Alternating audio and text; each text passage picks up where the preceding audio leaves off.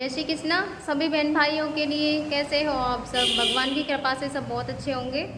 मैं भी ठीक हूँ। स्वागत है आपका आपके YouTube चैनल सरिता राघव में। तो जिन बहन भाइयों ने अभी तक चैनल को सब्सक्राइब नहीं किया है तो प्लीज़ वो पहले चैनल को सब्सक्राइब करें, लाइक करें, शेयर करें और कमेंट करें।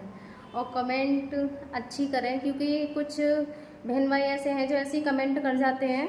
तो मैं बस हाथ जोड़ के सभी से प्रार्थना करूँगी कि कोई भी ऐसी कमेंट ना करे, क्योंकि हम तो पहले से ही बहुत ज़्यादा परेशान है। मैं आपको अपनी परेशानी बता नहीं सकती, और मैं अपने लिए ही नहीं कह रही हूँ, क्योंकि ऐसी और भी बहनें हैं मेरे जैसी, बहुत हैं। तो मैं उन सभी के लिए बोल रही हूँ, आप किसी के लिए भी ऐसी कमेंट ना करें जिससे कि कोई पहले से ही इतनी ज़्यादा परेशानी में हो और आपकी कमेंट से उसकी परेशानी बढ़ जाए। क्योंकि जब आप अच्छा बोलते हो ना, तो मैं सच बता रही हूँ, हमारी जो उम्मीदें हैं ना, हम तो वैसे ही परेशान हैं, क्या करें। डॉक्टर ही जब ऐसा बोलते हैं हमारे लिए, तो हमारी तो वहीं पे बहुत ज़्यादा, मैं आपको बता नहीं सकती कैसा लगता है मैं आपको। लेकिन जब मैं आपकी सुनती हूँ, ऐसे कुछ बहन भाई ऐसे बोलते हैं कि मतलब बहुतों ने ऐसे बोला है कि हमारे भैया ऐसी कंडीशन में थे, या फिर मेरे भी हस्बैंड ऐसी कंडीशन में थे और आज वो बिल्कुल ठीक हैं। तो वहाँ एक उम्मीद सी खुद में ही जगती है और सुन के बहुत अच्छा लगता है।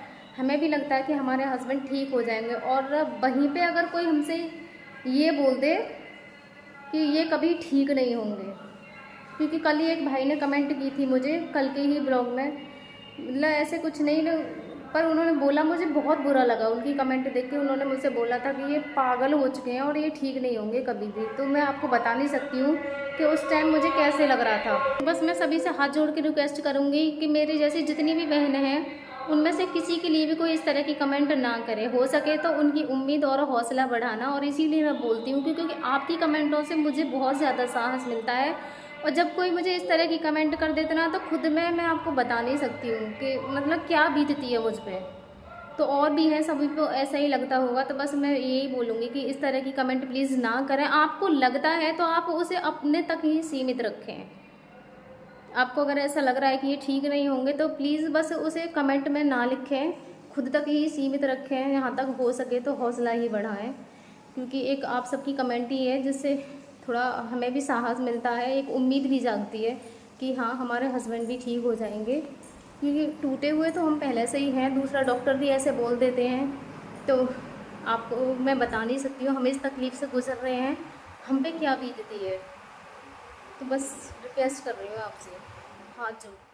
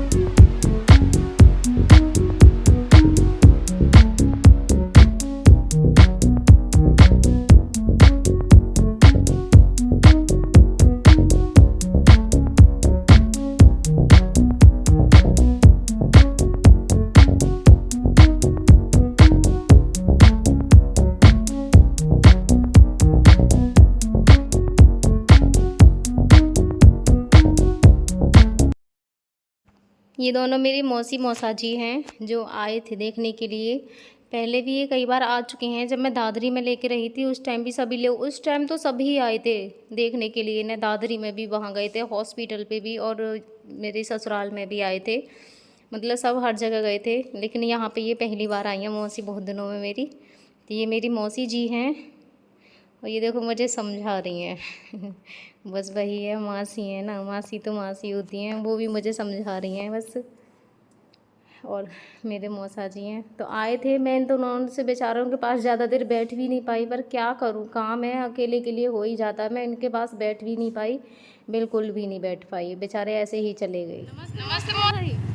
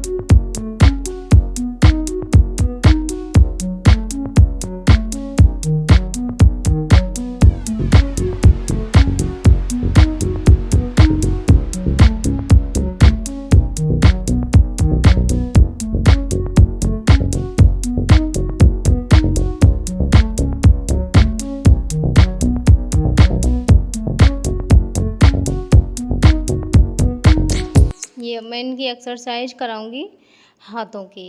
तो हाथों की करने के लिए जो थेरेपी वाले सर थे उन्होंने ही मुझे बताया है कि ये किस तरीके से करनी है। वैसे तो ये खुद भी चलाते हैं, लेकिन उस वाले हाथ को पूरा नहीं खोलते हैं, ये आधा ही खोलते हैं, पूरी तरीके से सीधा नहीं होता है। देखो जितना भी ये हो रहा है ना, इतना ही हो पाता है, इससे ज़्यादा नहीं कर पाती ये पूरा। इस वाले हाथ को सही चलाते हैं नॉर्मल हम सब की तरह, लेकिन वो वाला हाथ पूरा नहीं होता है। और अगर मैं करती हूँ तो ये मुझे करने नहीं देते हैं। आपको पता है कि बिल्कुल भी नहीं करने देते हैं, ताकत लगाते हैं ये पूरी तरीके से। तो उन्होंने मुझे बताया था कि इसे करो तुम, इसे हाथ में बांध के और किसी में ऐसे फंसा दो।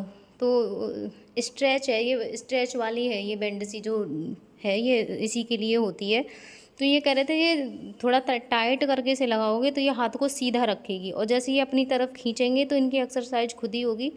जब जैसे इनका हाथ थकेगा और ये अपनी तरफ इसको खींचेंगे तो इनकी एक्सरसाइज खुद ब खुद हो जाएगी, क्योंकि ये सीधा नहीं रखते हैं हाथ को। और ये हाथ हमें सीधा रखने, तो आप भी देख सकते हो, इससे ये बिल्कुल सीधा हो रहा है इनका हाथ। और खींचेंगे तो पूरी ताकत लगाएंगे, और जब ताकत लगाएंगे थोड़ा इन्हें दबाव पड़ेगा तो फिर हाथ को ढीला छोड़ेंगे तो ये अपनी तरफ खींच लेगी। अब देखो ऐसे मोड़ लिया, जब दर्द होगा इनके तो ये इसे ढीला छोड़ेंगे तो ये एकदम से सीधा हो जाएगा हाथ अपने आप से ही। अब ये ताकत लगा रहे हैं उसे खींचने के लिए, और जब इनका हाथ थक जाएगा ढीला छोड़ेंगे तो ये रबड़ सी है, ये खुद की तरफ इसे खींच लेगी अपनी तरफ। तो कह रहे थे इनकी एक्सरसाइज खुद ब खुद हो जाएगी, तुम्हें करने की ज़रूरत भी नहीं रहेगी, बस तुम्हें देखना है। क्योंकि मुझे तो ये करने ही नहीं देते हैं, मैं करती हूँ फिर भी जैसे भी उल्टी सीधी हो पाती है, क्योंकि तरीके से तो मैं कर भी लूँ लेकिन ये करने नहीं देते हैं मुझे।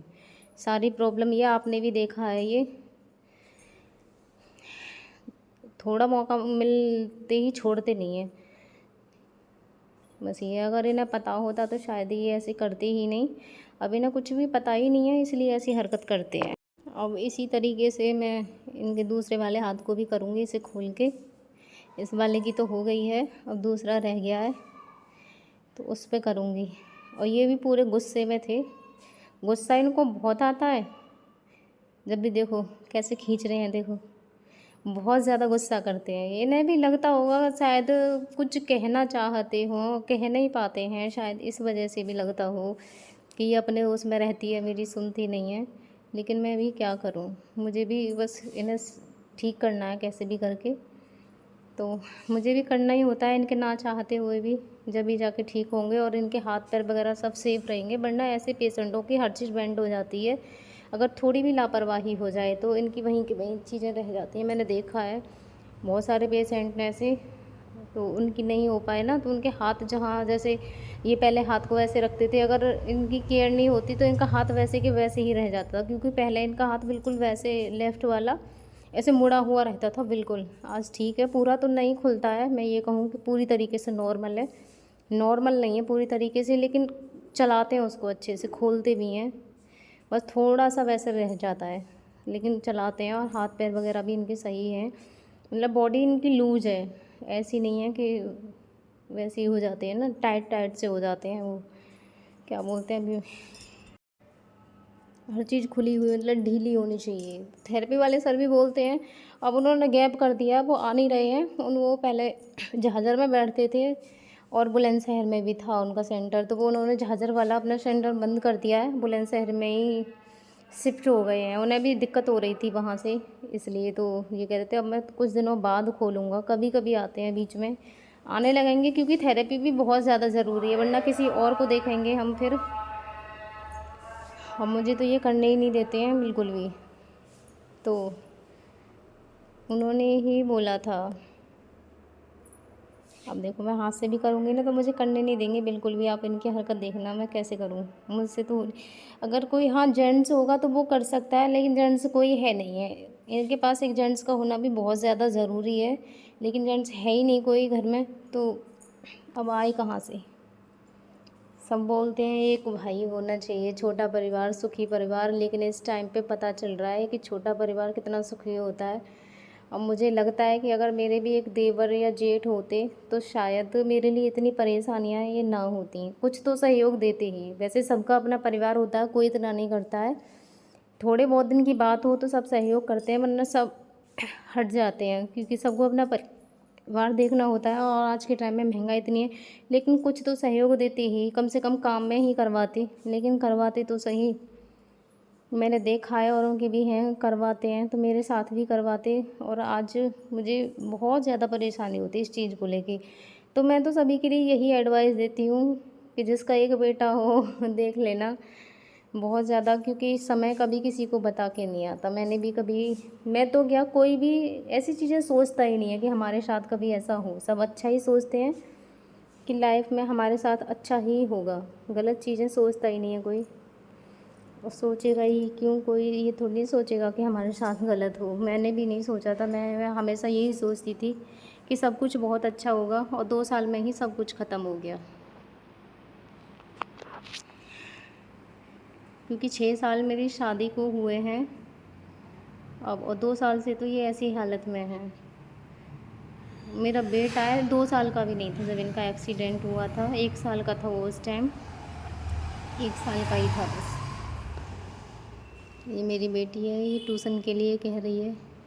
इसे पढ़ने की बहुत ज़्यादा फ़िक्र रहती है, अपने